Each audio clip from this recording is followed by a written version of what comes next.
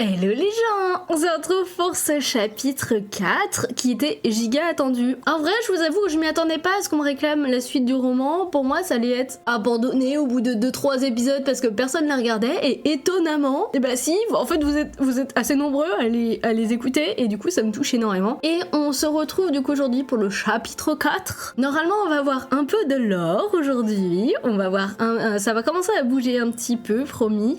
Vous allez en savoir un peu plus sur Echo, si je me souviens en voyant le titre du chapitre. Bref, j'espère sincèrement que ça va vous plaire et on se retrouve à la fin de la lecture. Chapitre 4, ouvre ton cœur. Les paroles de Memna travaillaient Echo pendant toute la nuit. Et s'il n'était pas à la hauteur? Et qu'est-ce qu'il dirait une fois qu'il aurait rencontré le garde des ténèbres? Plein de scénarios se dessinèrent dans sa tête, mais rien qui ne le rassurait. Quelques heures avant le lever du soleil, Echo se leva discrètement sans réveiller Eloy, scella Glise et partit faire une balade matinale. Il en avait besoin pour faire taire cette petite voix dans sa tête. Ils sortirent du village tous les deux avant d'emprunter un sentier où le vent soufflait si fort que le canyon semblait chanter. Il était passé par là quand ils étaient arrivés au clan de la Craie avec Ciel, mais cette fois-ci, il prit un autre chemin que celui pour retourner vers son clan. Sa balade l'emmena dans une plaine abritée du vent où plein de petites fleurs jaunes recouvraient le sol. La première pensée d'Echo fut d'en cueillir pour en ramener à Petra, avant de se souvenir qu'il ne la verrait sûrement pas avant un long moment. Mais il pouvait peut-être lui en envoyer dans une lettre avant de partir. Il descendit de cheval, décrocha sa lanterne, et prit dans la sacoche accrochée à la selle de son destrier une lettre, une bouteille d'encre, ainsi qu'une magnifique plume violette. Ce set était un cadeau de Petra quand ils se sont rencontrés. Il l'utilisait à chaque fois qu'il partait loin d'elle quelques jours. Mais cette fois-ci, Echo n'avait pas envie de restreindre son écriture. C'était sûr que Finian allait l'intercepter pour la lire, mais ce petit manège commençait à lui peser. Petra n'avait jamais été heureuse dans son couple, Finian non plus d'ailleurs. C'était un pur mariage arrangé, il faisait semblant pour leur entourage. Il semble qu'Echo a déjà vu passer un ou deux messages de la part du couple royal sur les mariages de ce genre, mais rien n'avait changé. C'est en repensant à la situation de Petra qu'il prit conscience de ce que le rôle de garde élémentaire lui donnait comme pouvoir. Il avait entre les mains la possibilité de faire interdire totalement cette pratique et donc d'aider son ami à se libérer de sa promesse envers Finian. Cette idée lui réchauffa le cœur. Il prit le papier, le pot d'encre et la plume et se mit à écrire à cœur ouvert. « Chère Petra, je pense que Ciel t'a mis au courant. Joy m'a donné le rôle de garde élémentaire. J'avoue ne pas vraiment comprendre pourquoi, mais si je suis vraiment digne de ce rôle, je te promets de l'utiliser pour te libérer de ta promesse envers Finian. Quand j'aurai l'occasion de rencontrer la famille royale, je leur demanderai de rompre tous les contrats de mariage arrangés de notre peuple. Que les gens soient libres de se marier avec la personne de leur choix. Malheureusement, cette aventure me contraint de ne plus pouvoir venir te voir. Mais je continuerai à t'écrire, qui sait, un jour on se reverra. J'espère être digne de ce rôle et te rendre fier. Je doute encore énormément des circonstances qui ont poussé Joy à me choisir et... Echo se stoppa dans son écriture.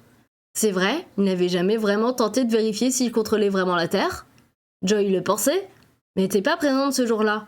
Et Echo était sûr que c'était un coup de chance. Il devait en avoir le cœur net. Il posa sa lettre sous le regard curieux de Glise, qui avait bien envie de grignoter le parchemin. Le regard de sa monture et de son destrier se croisèrent un moment, avant qu'Echo prît le temps de mettre en luciure son set d'écriture.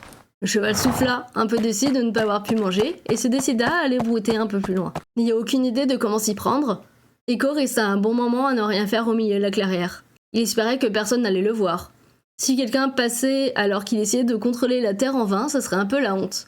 La peur d'échouer le paralysait. Il repensa aux paroles de Memna. Comment pouvait-il être un bon leader s'il lui-même doutait de ses capacités?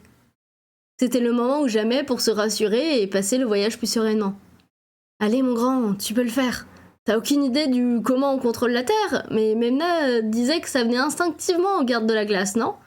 Plantée au milieu du champ de petites fleurs jaunes, les yeux fermés, la première chose qui lui vint à l'esprit fut une petite fille. Elle lui ressemblait beaucoup. De longs cheveux gris avec de mèches noires, la peau aussi blanche que le clair de lune et de grands yeux violets. Pourquoi apparaissait-elle maintenant? Echo recommença à se poser beaucoup trop de questions et la petite fille disparut de son esprit. Non, non, attends, reviens! Quand il ouvrit les yeux, il n'était plus dans la clairière. Il était dans une magnifique grotte, remplie de pierres de multiples couleurs, semblables à celles qu'on pouvait trouver en s'enfonçant dans la montagne qui parcourait tout le territoire, ou dans les profondeurs des canyons. Echo ne put retenir un petit cri de surprise. Le paysage était magnifique. Le ruisselait sur les roches et tombait en musique dans un petit lac non loin de lui. Devant lui se tenait une pierre où était plantée une épée à la garde violette, avec gravé le blason du royaume d'Élémentaria. À côté de la pierre se trouvait un bouclier en métal où était dessiné le même symbole. Echo s'approcha, émerveillée, avant de se rendre compte que la petite fille se tenait à côté de la pierre. « Ce n'est pas pour le moment, dit-elle. Mais tu devras trouver l'épée de la pierre si tu veux développer tout ton potentiel. » Mon potentiel ? Alors je suis vraiment le garde élémentaire Terre ? Bien sûr, tu en doutais vraiment ? La petite fille se rapprocha de lui et posa la main sur son torse. « Tu doutes beaucoup trop de toi, Echo. Aie confiance en toi, je suis là pour te guider. » Elle lui prit la main et la mena au bord du petit lac. « Décroche la gemme violette du plafond et fais-la tomber dans l'eau. C'est de l'améthyste. Mais... allez, lance-toi !» Echo prit une inspiration et fit confiance à l'enfant. Il tendit la main vers l'améthyste qui dépassait du plafond et réussit à la déloger. Lorsqu'elle tomba dans l'eau, le plouf se transforma en hennissement sonore qui réveilla Echo de sa transe. Glise avait pris peur. De longues pierres violettes avaient totalement changé de décor de la clairière. Le guerrier regarda le nouveau paysage, émerveillé comme un enfant.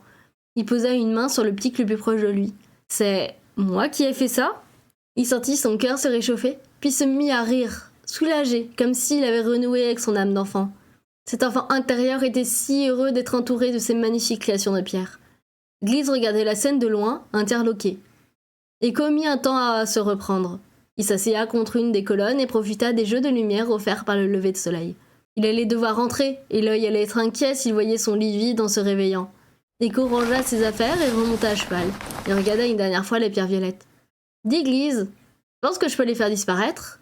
Elles sont si belles, j'ai bien envie d'en laisser une ou deux quand même. » La monture souffla fort et leva la tête. Glise n'était clairement pas serein après cet événement. Echo ferma les yeux, prit une inspiration et repensa à la grotte. Il remit l'améthyste à sa place dans le plafond. Quand il ouvrit les yeux, seul le trou causé par l'apparition des gemmes était visible. Le guerrier fit la moue, déçu d'avoir fait disparaître toutes les pierres. Mais bon, pour une première, c'était une belle réussite. J'aime trop ce chapitre. Surtout que normalement, si j'ai bien fait le montage, vous avez des jolies illustrations, parce que je sais que ce chapitre m'avait énormément marqué. Du coup, j'avais fait des illustrations spécialement pour ce chapitre-là, parce que vraiment, la scène dans ma tête, je la trouve magnifique, avec les reflets de lumière et tout, genre incroyable. En tout cas, j'espère que ce chapitre vous a plu. Si jamais vous tombez sur cette vidéo et que là, vous venez d'écouter un truc et que vous n'avez pas compris, je vous rappelle qu'il y a une playlist avec tous les anciens épisodes. On se retrouve surtout samedi prochain à 19h pour une prochaine vidéo. Je ne sais plus ce qui est prévu, mais dans tous les cas, vous en faites pas, on a plein de choses encore. On a plein de choses.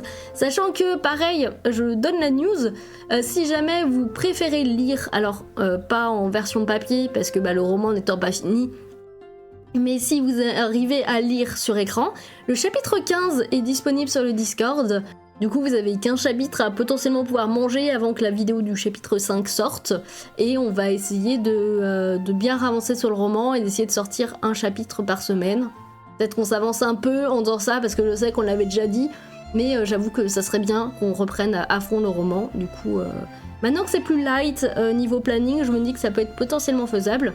Du coup, je vous fais plein de bisous, prenez soin de vous, à la semaine prochaine si ça vous tente, n'hésitez pas à vous abonner, tout ça si c'est pas déjà fait, si vous regardez un peu en mode caché.